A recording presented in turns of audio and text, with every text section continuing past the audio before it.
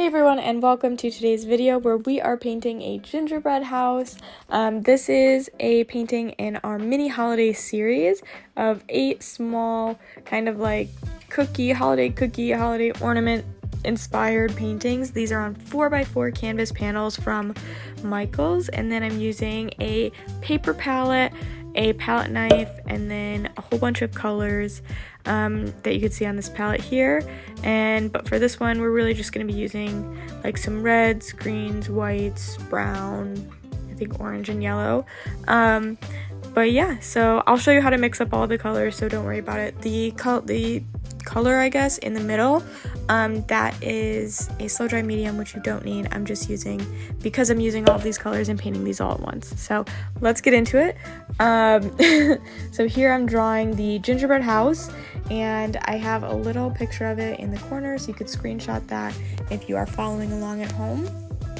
And so for my drawing, I'm kind of like marking where I want things to be roughly as I go. So I do like at the top, right in the center, that's where the top of the roof is going to be, and then on either side about like 1.5 inches maybe ish down, that's where the roof is going to come to approximately, and then I just curve that around using my pencil.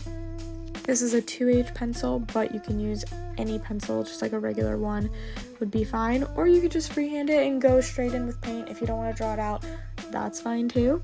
Or you could make like a super bougie gingerbread house with like 2 stories, 3 stories, whatever you want. And yeah, but anyway, this is just like a simple one that I'm drawing, and I'm gonna have some candy cane columns, a wreath, and a little heart doorknob.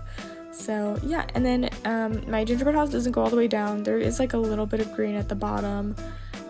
So I'm just drawing the floors, and then a little wavy line for the icing roof. I have a vanilla icing roof on my gingerbread house, which is going to be like an off-white color. And yeah, and then I have this little doorway, and that'll be just like our gingerbread color plus some white. But yeah, just drawing like the basic shapes that we're gonna fill in, and then we'll go in with our paints.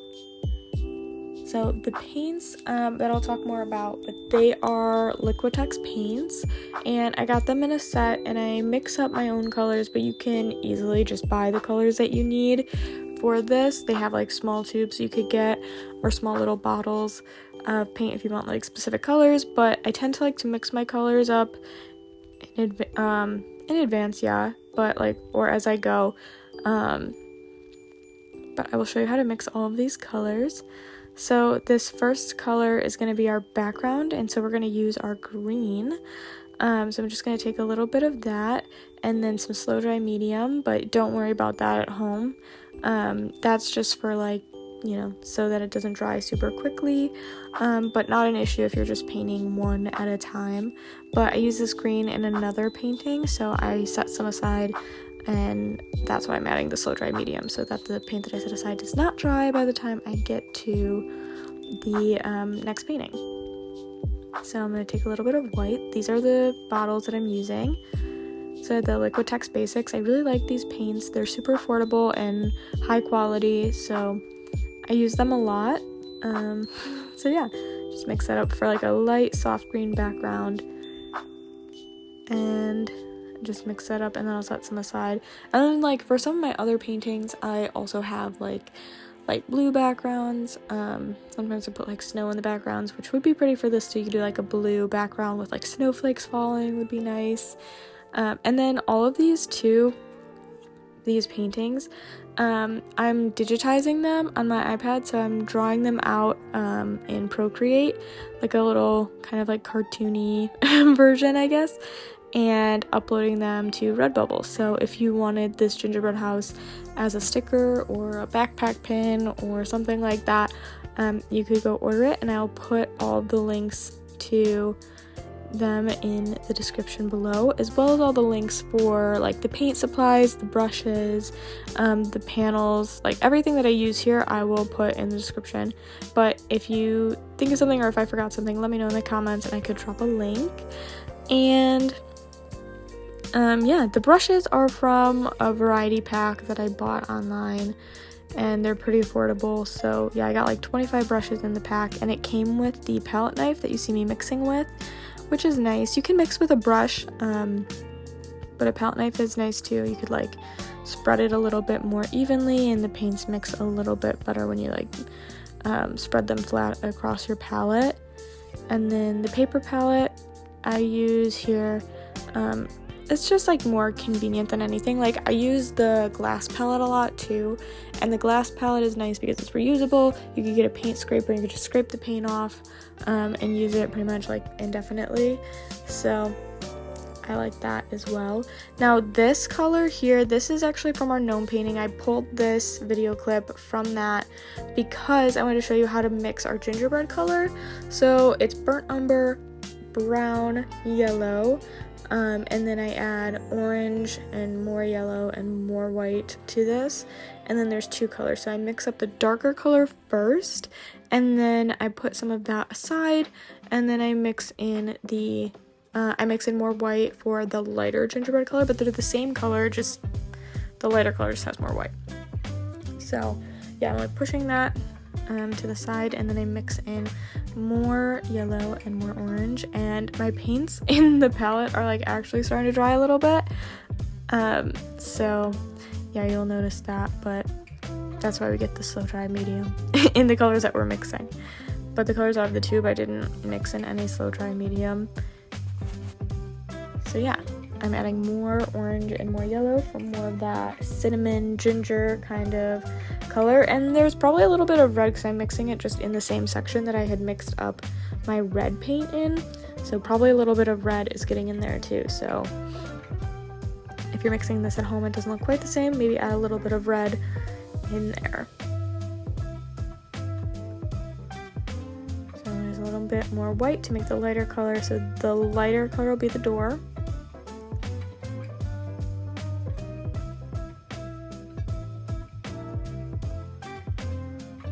Yeah, I absolutely love how this like gnome came out too. It's so cute. But that video is already up, so you could go check it out if you haven't seen it already. But then once we mix these paintings, we'll be right back to our gingerbread house. Or once we mix up these colors. What did I say? Paintings? Once we mix up these colors, we'll be right back to our gingerbread house.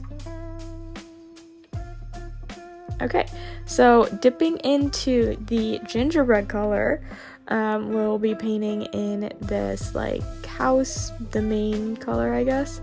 We'll be filling that in, and then I'm using a round brush here, kind of like rolling it against my brush to kind of create that fine tip, and then going around the curves. I like the round brush to go around curves. It goes around easier than a flat brush, but if you have a flat brush, you could easily do this too. It'll just be, I think, a little bit easier with a round brush. So just filling in all those colors, and then we'll go in with another coat later, just because some of these colors are a little bit transparent. So if that's the case, or if you're having that problem at home, just give them like move on to another section, give it a few minutes to dry, and then go back on top with a second coat, and it'll be perfect. Just kind of like painting your nails. You put like 2 coats, but if you're not having that problem and like 1 coat's fine, then you could do that too. Another way to kind of like get around this is you could paint your entire panel one color first. A lot of people use a burnt sienna, which is kind of like an orangey brown, and you could paint the entire thing that color, and then when you paint on top, you don't see the white of the canvas showing through. You kind of see that like brownish color, which is a lot of times like really, it makes your colors look like richer and warmer. So you could do that too if you kind of want to like bypass like having to like paint over it again. So, but this, I didn't do any sort of underpainting, I just went straight into my colors. And now I'm adding another layer of the green, because this dried while we painted the gingerbread house, so I could just go back in and put in another coat. And it looks so much better, like you could see the difference right away.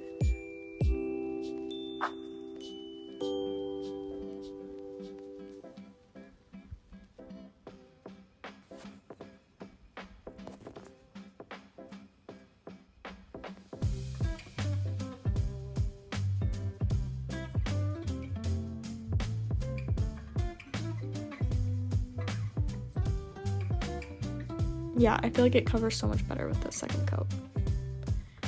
And we do the same thing with the gingerbread house.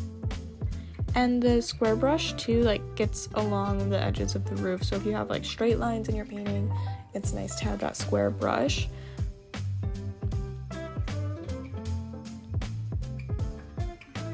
I love making gingerbread houses for the holidays. I don't know about you guys, but it's just so fun. I love to make one. I make one every year, so I haven't made one yet this year, but I'm sure it's coming. Yeah, they're just so fun, and I honestly never really eat my gingerbread house. Maybe I'll break off a chunk of it, but I feel like it's way too much sugar for me, so I just like to make them and decorate them. I think it's so fun.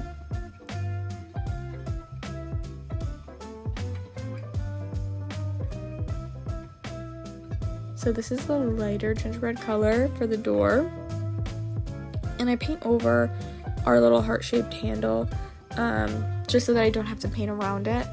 And once it dries in a couple of minutes, we will put the heart-shaped handle on it. I also like all the different like gingerbread houses they have now. It's not just a regular house. You could do like Target has a bunch of them. Different ones, like, I don't know, they have like gingerbread mansions even. They have gingerbread football stadiums, gingerbread like towns. You can make a bunch of minis. Yeah, they're really cute. I saw one TikTok where they made like a football stadium, but they made it like the Eras tour for Taylor Swift. It was like all pink, and I absolutely loved it. So cute. Maybe I'll make one of those this year. Instead of a house, I'll make a Eras tour stadium with pink and purple sprinkles. Okay, so I'm filling in this wreath. This is a small round brush, but I'm like really loading up my paintbrush. So after I did just like a green circle, I'm doing this sweeping motion with my paintbrush in all the same direction, and I'm creating that like leafy kind of texture. So it kind of like looks like a wreath, and then my brush strokes are all going in like that like left circle direction. And now we're going to be making a light pink. So this is red and white mixed together with a small round brush, and then I'm just going to do basically like 2 little lines for my heart, and then putting a little bit more paint in there and filling in that heart. I absolutely love that. It's like the cutest little touch. Now this color is white with a little bit of that like gingerbread color to make like a vanilla frosting kind of shade, and so it's not pure white. You'll see the difference when we do the candy cane columns, but this is like white with just like a tiny touch of brown. So fill that all in, and again using the round brush because it's better for like wavy lines.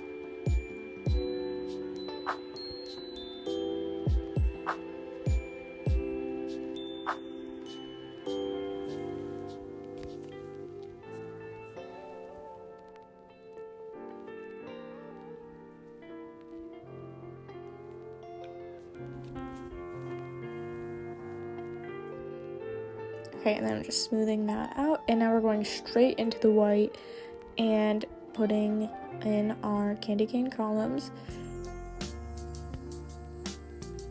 So if you got some like green into your candy cane columns, you can just easily correct it by painting over it once it's dry. And I'm going into both sides, and the canvas is already white, so this is pretty easy. And I'm just putting down a layer, and it's pretty bright next to the vanilla color that we have.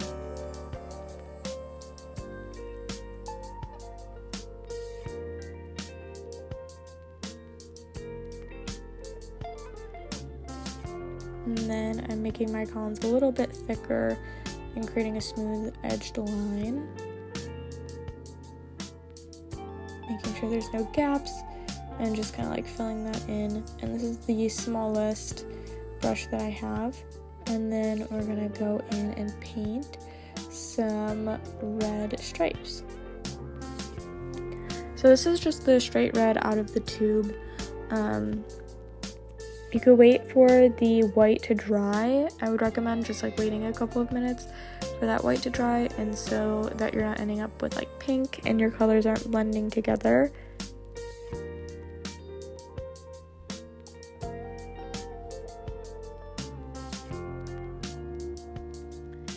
But basically I just draw a couple of lines on each side and then go in on the other side and fill them in so that they are like right in line with each other and that they're like mirror images of each other, as opposed to like painting one and then the other. If you go kind of like more like bottom to top or top to bottom, I think they'll probably match up a little bit better.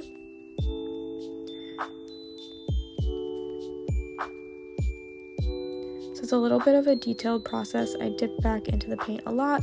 This red isn't like super opaque, it's kind of transparent, so I have to like kind of put it on kind of thick, but you could also just add another layer if your colors like aren't exactly how you want them.